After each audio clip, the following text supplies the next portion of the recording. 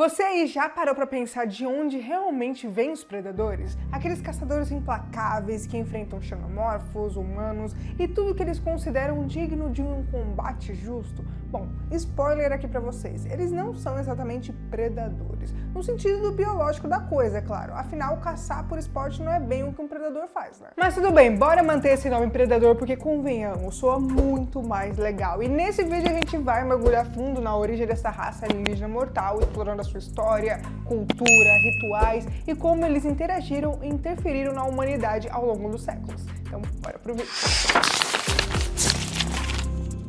E aí pessoal, tudo bem com vocês? Se você não conhece, acabou de chegar aqui no canal, bem-vindos, eu sou a Tarja Moitinho. Então, antes de serem caçadores supremos que a gente conhece hoje, os predadores, ou Yautja, como são chamados na sua própria cultura, eram algo bem diferente. Eles evoluíram do planeta Yautja Prime, um mundo brutal, hostil e moldado pela sobrevivência dos mais fortes. Mas o caminho até se tornarem os guerreiros honrados e sanguinários que a gente conhece passou por um processo bem violento de opressão e revolta. Os ancestrais eram uma raça alienígena chamada Kishkrten. E se eu estiver falando errado aqui, gente, já aviso vocês. Eu procurei como pronunciar o nome deles, até o nome dos ancestrais, e eu não encontrei nada. Me desculpem se eu estiver falando errado aqui. Mas enfim, eles são semelhantes fisicamente, mas muito inferiores intelectualmente e socialmente. Por muito tempo eles viveram sob o domínio de uma raça de insectoides chamada Ameng, criaturas cruéis que não só escravizavam eles, como tratavam como peças de entretenimento, promovendo verdadeiras caças com eles como presas vivas. Era um espetáculo bizarro em que eles eram forçados a correr, lutar e sobreviver apenas para divertir os seus senhores alienígenas.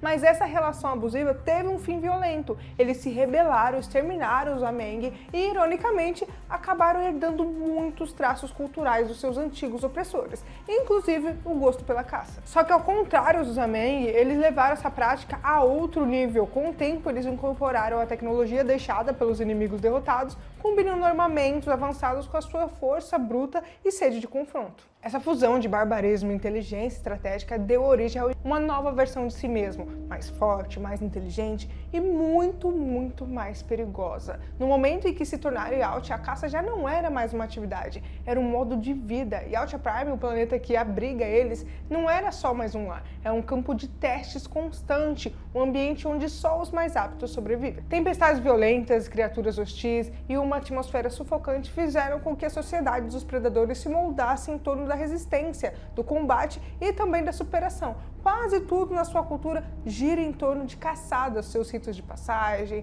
a sua política, a sua religião e até mesmo a arquitetura das suas cidades, projetadas para refletir a sua conexão com a batalha, o perigo e a glória da vitória. Ser um caçador entre os Yautja não era só uma profissão, é o maior símbolo de respeito. E para eles não basta matar, é preciso enfrentar um oponente digno. A presa deve representar um desafio real e essa é a base do código de honra deles. O combate precisa valer a pena.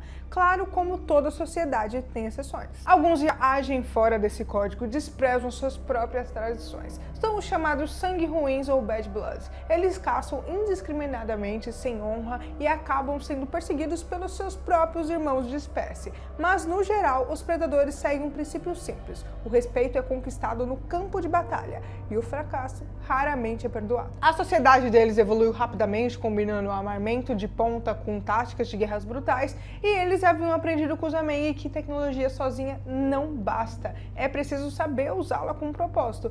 E o propósito deles passou a ser claro: dominar a arte da caça em todos os níveis. Com o tempo, essa mistura de brutalidade e inteligência levou à criação de armas emblemáticas, como os canhões de plasma montados nos ombros, as lâminas retráteis acopladas no pulso e os capacetes com visão infravermelha e scanner tático. Cada item carregava uma função precisa: localizar, rastrear e neutralizar. Mas não se trata apenas de armamentos. E Yautja também desenvolveram sistemas inteiros para detectar a fraqueza dos inimigos, camuflagens ópticas quase perfeitas, além de protocolos de autodestruição para garantir que a sua tecnologia nunca caia nas mãos erradas. Essa última medida, inclusive, é considerada um dos atos mais honrosos entre os caçadores. Morrer explodido a si mesmo é melhor do que permitir que o seu legado seja corrompido por outra espécie. E mesmo com toda essa dessa tecnologia, os predadores nunca deixaram de lado as suas raízes ritualísticas. A cultura da caça está profundamente entrelaçada com seus ritos de passagem. Os jovens Yautja não são reconhecidos como guerreiros adultos até que eles passem por um ritual de iniciação.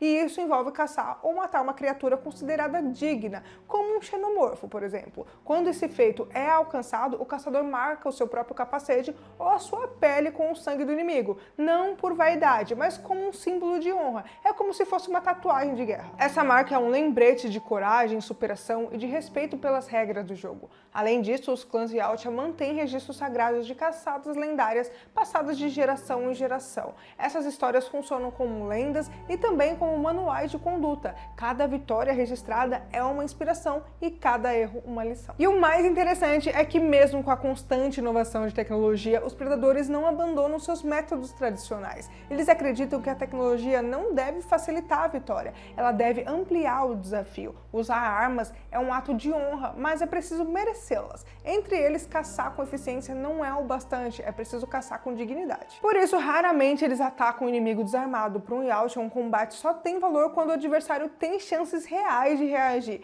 E é aí que entra o código de honra que rege boa parte da espécie. É claro que existem exceções. Apesar deles parecerem todos iguais à primeira vista, com seus corpos musculosos, mandíbulas ameaçadoras e armas tecnológicas, os Yautja são uma espécie diversa e, como qualquer civilização complexa, essa diversidade gerou conflitos internos. Com o passar dos milênios, variações genéticas, regiões distintas de Yautja Prime e diferentes interpretações do código de honra fizeram surgir subespécies dos predadores, cada uma com as suas particularidades. E foi exatamente isso que desencadeou uma série de rivalidades que se tornaram verdadeiras guerras entre clãs. Um dos conflitos mais emblemáticos da história dos Yautja é a rivalidade entre os chamados predadores da selva, como visto no filme de 1987, e os temidos superpredadores introduzidos em Predadores de 2010. Os predadores da selva seguem à risca o código tradicional de honra e valorizam o desafio justo, evitam caçar presas indefesas e veem o combate como uma espécie de ritual espiritual. Já os superpredadores são maiores, mais brutais e menos seletivos. Eles ignoram muitas das tradições sagradas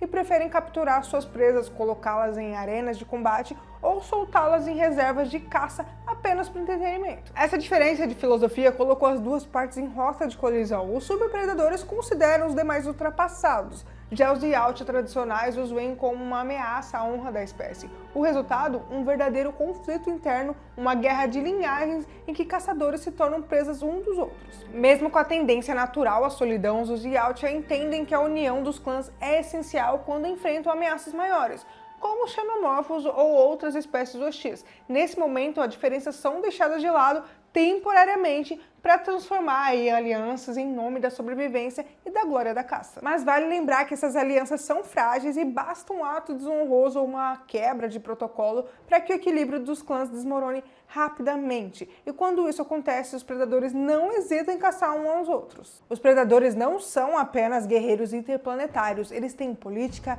hierarquia, conflitos sociais e disputa de poder, o que torna essa raça ainda mais interessante e perigosa. O objetivo deles não é simplesmente vencer, é testar os próprios limites, enfrentar o perigo de frente e sair vitorioso. Eles não caçam por necessidade, eles caçam por desafio. Quando identificam uma espécie que consideram interessante, forte, agressiva ou com capacidade estratégica, os predadores o monitoram por um tempo, eles estudam o comportamento, o ecossistema e até as armas das suas presas até decidir se vale a pena ou não enfrentá-la. E aí tomam a decisão de viajar até o planeta da espécie para caçá-lo em seu próprio território ou capturam alguns exemplares e transportam até mundos artificiais, verdadeiras reservas de caça construídas especialmente para o combate. Um exemplo disso é mostrado no filme Predadores de 2010, onde vários humanos de diferentes origens acordam em um planeta desconhecido sem saber como chegaram lá. Aos poucos eles descobrem que foram levados pelos Yautja para participarem de uma caçada mortal,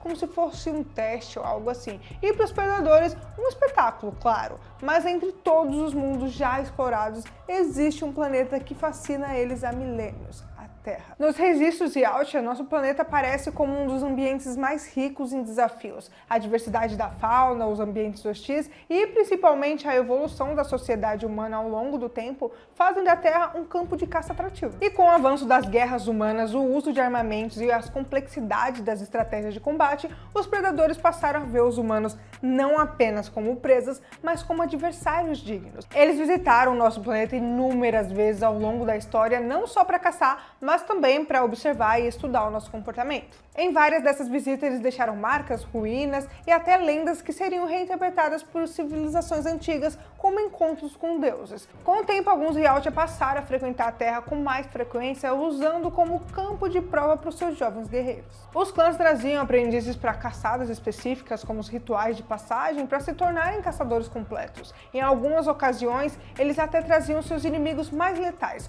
como os xenomorfos, para usá-los como desafio supremo. O que, como você já pode imaginar, não era exatamente uma boa ideia. Além disso, os predadores veem a Terra como um ambiente imprevisível, o que aumenta a glória de qualquer vitória conquistada aqui. O clima, a geografia e os próprios humanos apresentam obstáculos únicos. Caçar na Terra é um feito que carrega prestígio entre os clãs Yautja, mas isso tem um preço. À medida que os humanos evoluíram tecnologicamente, começaram a perceber e resistir à presença dos caçadores. Conflitos diretos aconteceram em locais como Nova York e outros, até no meio de guerras civis no Oriente Médio também. Um dos confrontos mais marcantes ocorreu em 1987, na selva da Guatemala, quando um grupo de forças especiais americanas enfrentou um único predador e quase foi completamente eliminado. A partir dali, a presença deles na Terra deixou de ser apenas uma lenda. Mais tarde, em 1997, outro predador se infiltrou em meio a uma guerra de gangues em Los Angeles, onde acabou cruzando o caminho da CIA. E isso mostrou que os Yautja não apenas caçam, eles também sabem se esconder, manipular e agir estrategicamente mesmo em ambientes urbanos altamente monitorados. Esses eventos, além de explorar os predadores e mostrar um pouco mais das ameaças humanas mais complexas, também provocam o surgimento de iniciativas secretas por parte de governos e corporações interessados em entender e, se possível, controlar a tecnologia alienígena. Se existe uma criatura capaz de fazer até os caçadores mais experientes suarem sob a sua armadura, ela atende por um nome bem conhecido entre os fãs de ficção científica, o xenomorfo. E para os Yautja, esse monstro não é apenas inimigo, são uma presa definitiva. Ao longo de milênios, a relação entre predadores e xenomorfos se tornou tão profunda e ritualística que, para muitos jovens Yautja, matar um xenomorfo é o maior símbolo de honra e o verdadeiro rito de passagem. É a consagração do caçador, um teste que separa os guerreiros de verdade dos que ainda não estão prontos. Mas o que torna essa caçada tão especial? Os xenomorfos são, para os Yautja, a encarnação do desafio perfeito. São rápidos, silenciosos, brutais e quase impossíveis de prever. Eles não sentem medo, não hesitam e, o pior, se adaptam. Seu sangue é ácido, o que torna o combate corpo a corpo extremamente arriscado, e a sua biologia os torna incrivelmente letais em praticamente qualquer ambiente. Por isso, muitos clãs Yautja criaram tradições específicas envolvendo o confronto com essas criaturas.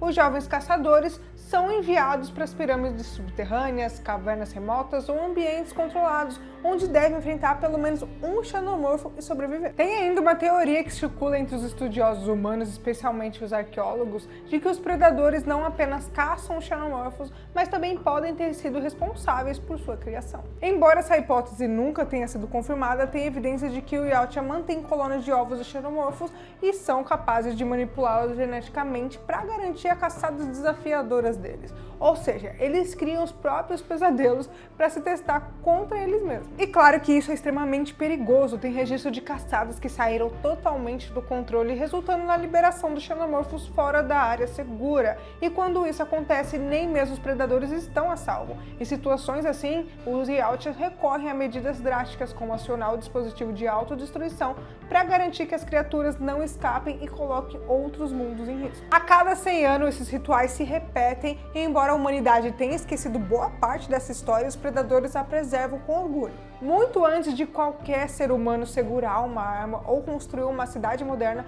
os Yautja já estavam caminhando pela Terra. Para a maioria das civilizações antigas, esses visitantes não eram apenas caçadores, eram deuses. A chegada dos predadores à Terra se confunde com os primórdios da humanidade, e eles vieram de tempos atrás, quando o homem ainda tentava entender o mundo à sua volta. E ao observarem a nossa ingenuidade, os Yautja perceberam uma oportunidade única: moldar crenças, dominar sociedades e usar os humanos para os seus próprios fins. tudo isso sem levantar suspeitas. Com o tempo, os humanos deixaram de ver eles como deuses e as suas visitas se tornaram mais raras, os rituais desapareceram e a história foi se tornando um mito. Mas para os predadores, tudo isso permanece vivo, eles ainda lembram, ainda respeitam e principalmente ainda voltam para caçar. Ao longo da história da humanidade, os predadores estiveram entre nós, não como figuras mitológicas, mas como caçadores reais, observando e escolhendo cuidadosamente quando e onde agir. Só que suas presenças quase nunca foram registradas oficialmente, eles operaram nas sombras, inseridos em eventos reais,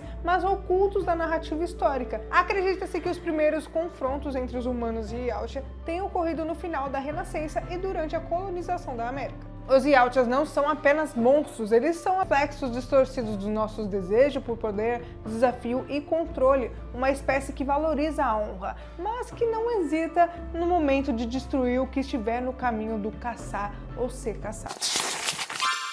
Uma coisa que eu quero saber de você aí, qual o momento mais marcante da franquia do Predador pra você? Me conta aqui nos comentários. E se você ficou até aqui, já deixou o like, se inscreve aqui no canal e já me segue lá no Instagram pra ficar por dentro das novidades sobre filmes e séries. Galera, só um recadinho rapidinho. Agora aqui no canal tem o clube de membros aqui no YouTube mesmo. Se você gosta do que eu faço e quiser dar aquela força pro meu trabalho continuar, é só dar uma olhadinha no link que vai estar aqui na descrição. Qualquer apoio já me ajuda demais. E tem mais conteúdo incrível esperando por você. É só clicar no vídeo que vai estar aparecendo aí na tela agora. E bom, por hoje é isso. Um grande abraço e até o próximo vídeo.